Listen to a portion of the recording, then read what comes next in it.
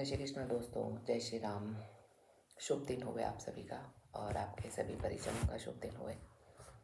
क्योंकि दिन अच्छा होता है तो वक्त भी अच्छा होता है, और वक्त अच्छा होता है तो हमारे आजू बाजू वाले भी हमारे बहुत अच्छे बन जाते हैं। क्योंकि दुनिया का दस्तूर है ये, अगर आप खुश हैं तो आपसे जलेंगे ज़रूर आजू बाजू वाले, और जलेंगे तो स्वाभाविक बात है कि वो आपको नोटिस में रखेंगे।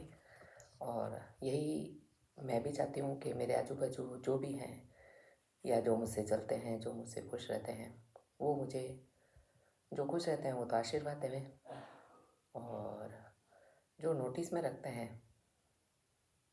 वो नोटिस में ही रखें, क्योंकि उनका नोटिस में रखना ही तो मुझे चर्चा का विषय बनाता है ना। चलिए, जैसा कि रोज़ मैं कुछ ना कुछ नया लिखती रहती हूँ।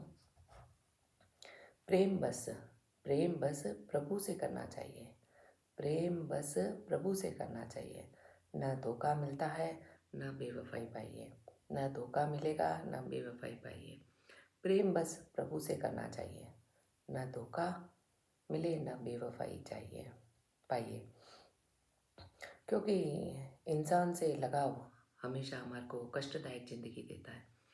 चाहे वो लगाव किसी से भी हो, घर के किसी भी सदस्य से हो, वो एक वक्त आने पर अपनी, क्या कहते हैं ना, कि उसके जो मन की जो गंदगी होती है, या क्या कहना चाहिए, उसकी जो घृणा होती है, वो बाहर ज़रूर लाता है।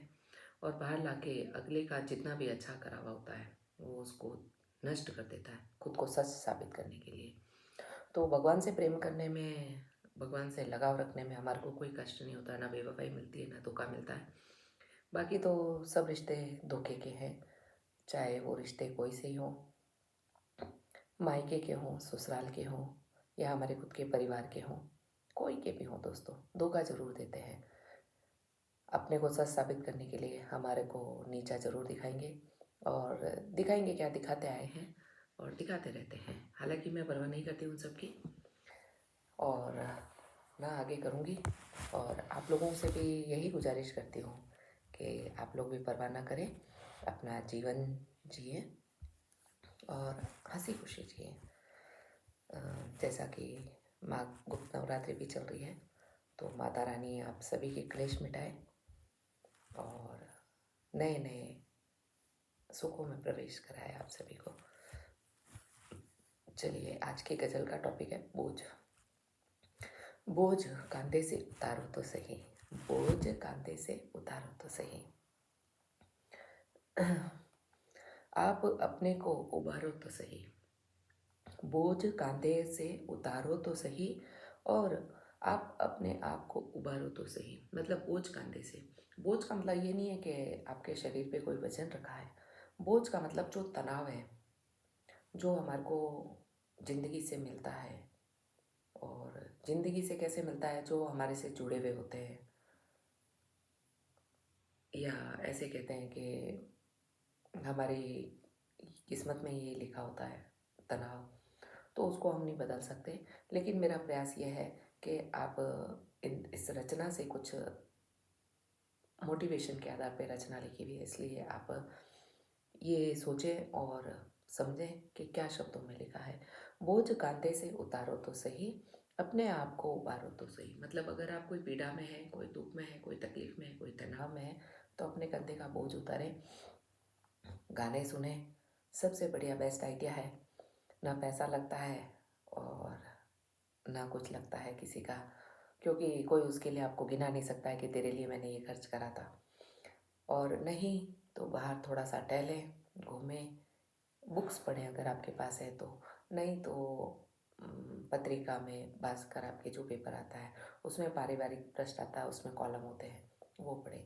शायद पढ़ने से आपका तनाव दूर होएगा, तभी तो आप माइंड डाइवर्ट होएगा, तब आप अपने को उभार पाएंगे। सबसे सुंदर आप खुद को पाएंगे, बस अंधेरों से निहारो तो सही, बस अंधेरे में निहारो तो सही। सबसे सुंदर आप खुद को पाएंगे, क्योंकि दोस्तों हमारे से सुंदर कोई होता नहीं है। जब हम ये खुद सोच लेंगे कि हम हमारे से सुंदर, सुंदर का मतलब ये नहीं है कि ये चेहरा रंग रूप होना चाहिए। हमारा मन अगर सुंदर है तो हमारा आजू बाजू वाला कोई भी हमारे को गंदगी में नहीं धकेल सकता। हमारा मन अच्छा है तो आज नहीं तो कल ज़रूर हमारे को तरक्की मिलती है, उन्नति मिलती है। और उजाले में क्या निहारना अपने आप को, अंधेरों में निहारो। अंधेरे का मतलब कष्ट में निहारो, कष्ट में जीत के दिखाओ, और बिना किसी सहारे के, बिना किसी के कांधे पे सर रखे। बोझ कांधे से उतारो तो सही, आप अपने आप को उबारो तो सही। सबसे सुंदर आप खुद को पाएंगे, बस अंधेरे में निहारो तो सही, निहारो तो सही। चलिए अगली पंक्तियाँ सुनते हैं। नष्ट कुछ भी नहीं हो सकता कभी, नष्ट कुछ भी नहीं हो सकता कभी, व्यर्थ शब्दों को बुहारो तो सही। मतलब नष्ट कभी ज़िंदगी में कुछ नहीं होता। अच्छी यादें, बुरी यादें हमेशा हमारे साथ चलती है, कभी नहीं मिटती। हाँ, बस उसमें यह है कि व्यर्थ शब्दों को बुहारो तो सही। मतलब बुहारना मतलब साफ करना। व्यर्थ शब्दों को मतलब जो आप पर लांछन लगाई जाए, जो आप पर तानाकशी करी जाए, जिन शब्दों से, उनको साफ करो। बुहारना मतलब साफ होता है। नष्ट कुछ भी नहीं हो सकता कभी, जिंदगी में नष्ट कभी कुछ नहीं होता। अच्छा बुरा हमारे साथ चलता है और हमेशा चलेगा। व्यर्थ शब्दों को बुहारो तो सही। जब हम उन लांछन भरे शब्दों को अपनी लाइफ से हटा देंगे, अपनी ज़िंदगी से हटा देंगे, अपने मन से, अपने दिमाग से हटा देंगे, तो शायद हमारा रास्ता साफ हो जाएगा। फिर किसी कोने में रख देना मुझे, फिर किसी कोने में रख देना मुझे, चित्र दुनिया का सुधारो तो सही, चित्र दुनिया का सुधारो तो सही। मतलब अगर किसी को हमारे से आपत्ति है तो हमारे को एक तरफ हटाए, हाँ, लेकिन दुनिया का चित्र जरूर देखें, दुनिया की तस्वीर जरूर देखें कि जिसको तुम गलत साबित कर रहे हो या जिसके ऊपर तुम चिटाकशी कर रहे हो, लाछन लगा रहे हो या कमी निकाल रहे हो, तो अपने आजू बाजू गौर करके देखना कि वहाँ तुम्हारे को कितने अच्छे मिल जाएंगे।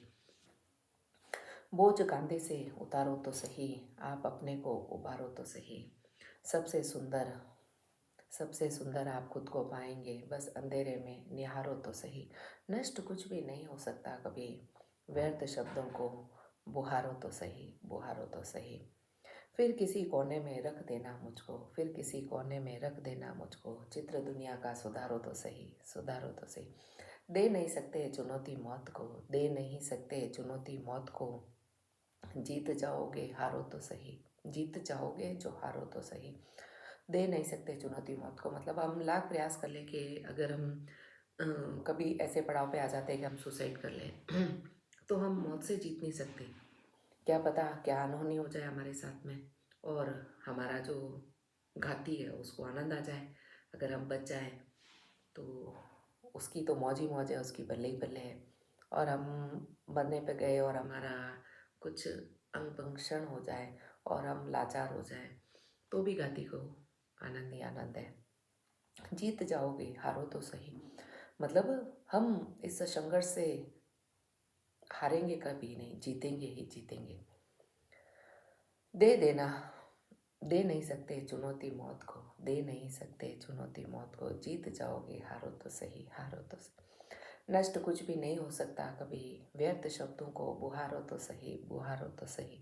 किसी कोने में रख देना मेरे चित्र को, किसी कोने में रख देना मुझको, चित्र दुनिया का तुम सुधारो तो सही, सुधारो सो सही। दे नहीं सकते चुनौती मौत को, दे नहीं सकते चुनौती मौत को, जीत जाओगे हारो तो सही, हारो तो सही। लौट सकता है मसाणों से वही, प्रेम से उसको पुकारो तो सही। लौट सकता है वही मसाणों से। मसाणों का मतलब ये है कि अगर वो इंसान कष्ट में है, विपदा में है, मुसीबत में है, तो आप उसके आसपास रहें। अगर आप उस व्यक्ति की केयर करते हैं तो शायद वो उस मसान भरी ज़िंदगी से, शमशान भरी ज़िंदगी से उबर जाएगा, उबर जाएगा तो वापस लौट भी आएगा। प्रेम से तुम उसको पुकारो तो सही, प्रेम से तुम उसको पुकारो तो सही। बोझ कांधे से उतारो तो सही, आप अपने को उबारो तो सही। सबसे सुंदर आप खुद को पाएंगे, बस अंधेरे में निहारो तो सही, निहारो तो सही। नष्ट कुछ भी नहीं हो सकता कभी, व्यर्थ शब्दों को बुहारो तो सही, फिर किसी कोने में रख देना मुझे, चित्र दुनिया का सुधारो तो सही। दे नहीं सकते चुनौती मौत को राधे, जीत जाओगे जो हारो तो सही।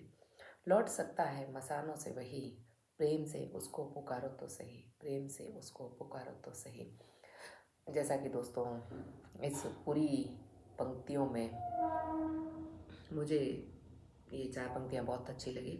नष्ट कुछ भी नहीं हो सकता ज़िंदगी में, कभी नष्ट नहीं हो सकता, अच्छा बुरा सदैव साथ चलता है।